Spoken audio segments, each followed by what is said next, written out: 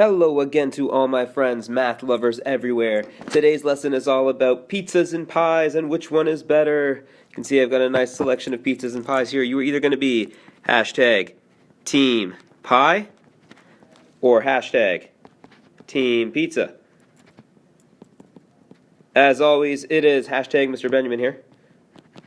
Mr. Benjamin. That's not going to fit. Good enough. And I gotta put a smiley face in here somewhere.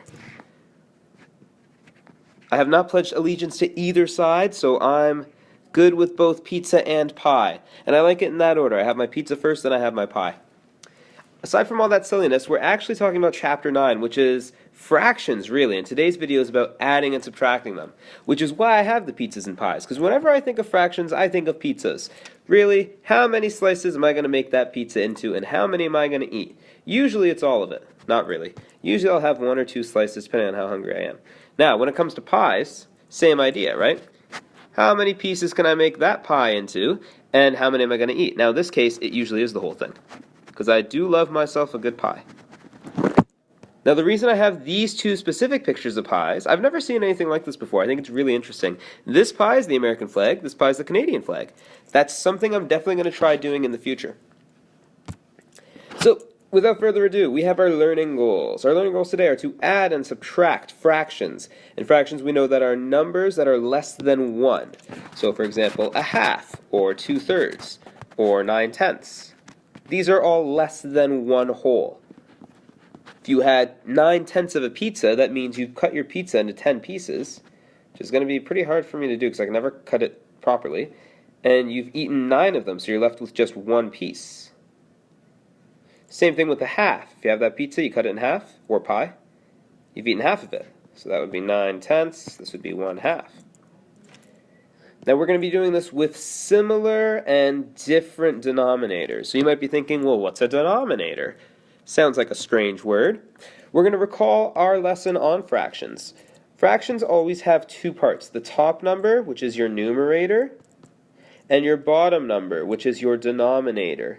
Easy way to remember this, denominator starts with a D, so does the word down. So the number that's below the other number, this is down, this is your denominator. The numerator is always on top. Okay? And what is 3/8, you might be asking? Well, good thing I got a pizza here. If I cut that into 8 pieces, 1, 2, 3, 4, 5, 6, 7, 8, and I take away 3 of those pieces. 1, 2, 3. That is 3/8. Something about blue on pizza. That doesn't look right. Can anyone think of any toppings that are blue? Maybe if you have like a fish or something? I don't know. No, we'll talk about that in class at some point. So when we are adding and subtracting fractions, we have to look at something very specific. We have to look at our denominator. If we have the same denominator, then we can just add the top numbers. Add the numerators. So if we have 3/8 and 2/8 and we put them together, we'll end up with 5/8. So we really just add these 2 and the 8 remains the same. Now what that means is, hey, I've got a pizza here, you've got a pizza here, yours is slightly bigger, not intentional. I have 3 pieces and you have 2 pieces. Altogether, out of 1 pizza, we have 5 total. Right? If we have a different denominator, for example, 3/4 and 1/5, well, if I have 3/4 of a pizza, I have a lot of pizza. And you have 1/5 of a pizza. I can't really add those, can I? Because this piece doesn't fit in here. Doesn't fit. ... So how are we supposed to know how much pizza we have? Really strange thing to say, I know. What I'm going to do is I'm going to move this out of the way because I need some space. And you go up here. Now, first thing we need to do is find the LCM, which is the lowest common multiple, or least common.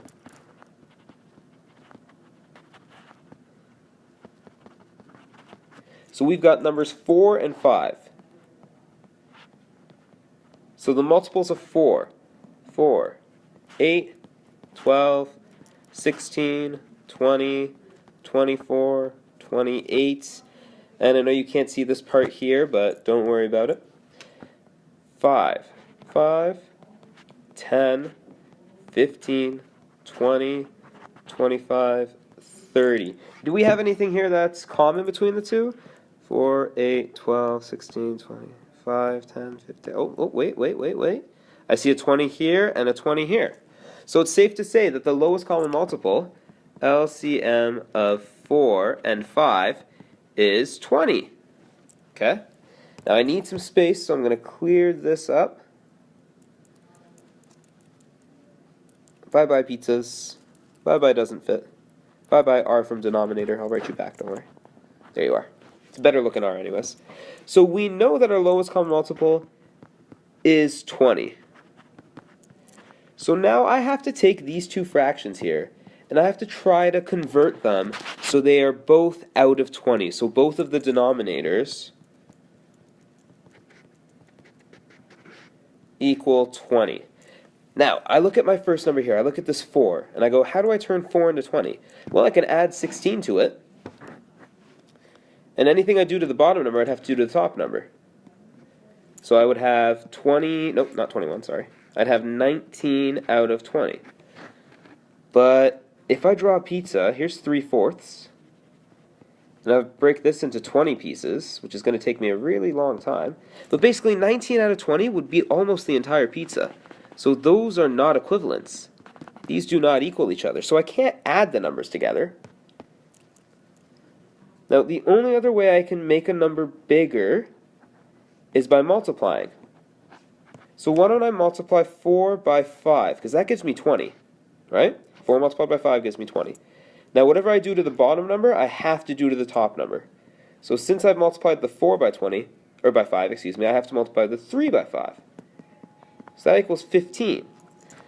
So I'm going to rewrite that that fraction over here. It will now be 15 over 20. Okay? So that takes care of 3/4. Now I'm going to focus on 1/5. 1/5. I have to turn that 5 into 20. How can I turn 5 into 20? Now again, I could add if I wanted to. I could add 15 to that 5 and I'd get 20. But that's not going to work. We just showed that for 3/4, right? Now if I multiply this 5 by 4, I will get 20. Then I have to multiply that 1 by 4. Because whatever I do to the top, I have to do to the bottom. Or whatever I do to the bottom, I have to do to the top. So that's going to give us, I'm just going to rewrite it over here. That's going to give us 4 over 20. Now, if we look at this new addition equation, it's now 15 over 20 plus 4 over 20. That looks very similar to this previous equation, right? Because this was 3 over 8 plus 2 over 8. So I think I can just add the numerators now, right? So 15 plus 4 gives us 19 over 20. It's pretty good. Now one thing we always have to keep in mind is we always reduce our answer to lowest terms. I don't think we can reduce 19 over 20. I'm trying to think about it in my mind, but I think 19 is a prime number, so that's lowest term, so don't worry about it. So I've made a list of steps to add and subtract fractions. The first thing we do is always check the denominator. If the denominator is the same, remember the denominator is the bottom number. Denom/down. Keep that in mind. If it's down, that's the denominator. If the two denominators are the same, you can add the numerators. So if you have 1 over 2 plus 1 over 2, that equals 2 over 2, which is really just a whole, which equals 1. No, I'll leave that on there. If the denominators are different, you must find the lowest common multiple.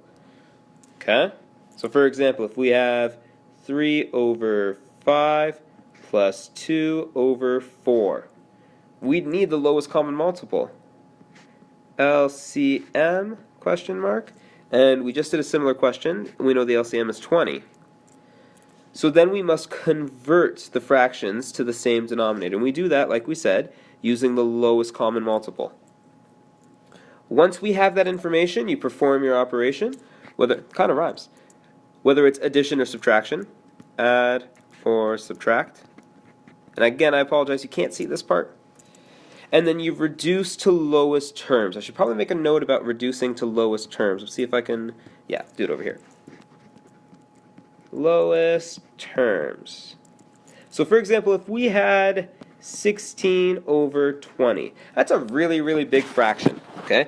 You don't really say, oh, I've got 16/20ths of a pizza, because that would be insane. That would be, well, I can't even think about making this into 20 pieces. Is that enough? Well, I don't know, 16 out of 20, it's like that much. Right? Is there an easier way of saying 16 over 20? Let me erase this bad boy.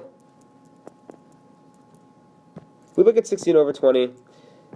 How many times can I put different numbers in here? Let's try, I know 20 is divisible by 4.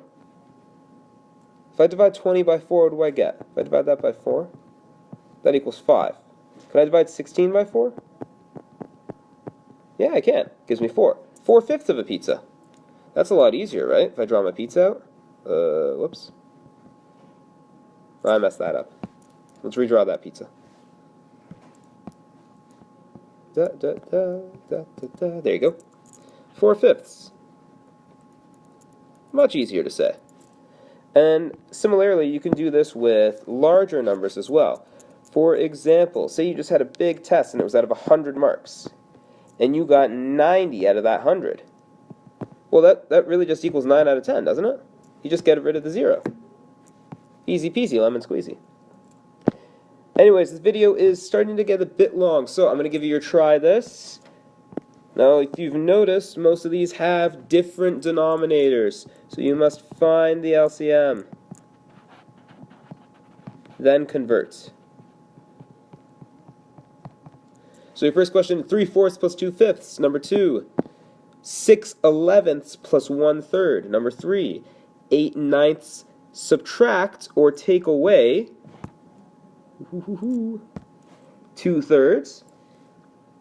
6/8, and this is number 4. 6/8 subtract 1/5. Now for subtracting, it's the exact same as adding. Find the LCM, then convert, then do the operation.